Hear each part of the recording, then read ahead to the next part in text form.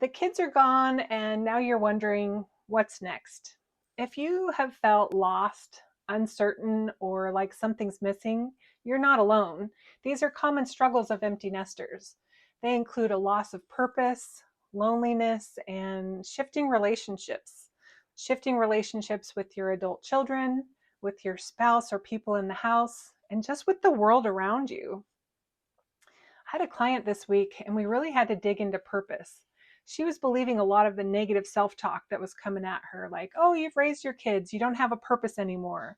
That's not true. There's a lot left to do, there's a lot left to explore, there's a lot left to experience. But before you get to that stage, you have to embrace the shift. I did create a tool, it's a resource for empty nesters called the Empty Nesters Roadmap. And I'm going to be rolling it out in a live event. I have a live event every second Saturday of the month. So on February 8th at 2 o'clock Central Standard Time, we'll get together and really dig into the empty nester roadmap and talk through each stage. And it's really a guide to clarity, connection, and purpose.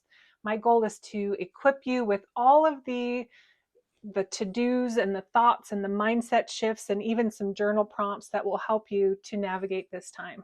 So you can find information about it on my website, bettertogetherlifecoaching.fun. And just scroll down to the bottom of the page, you'll see a register here button. Or if you want to read a little bit more, I have an empty nesters tab you can click on and kind of go through that and get a copy of the empty nester roadmap.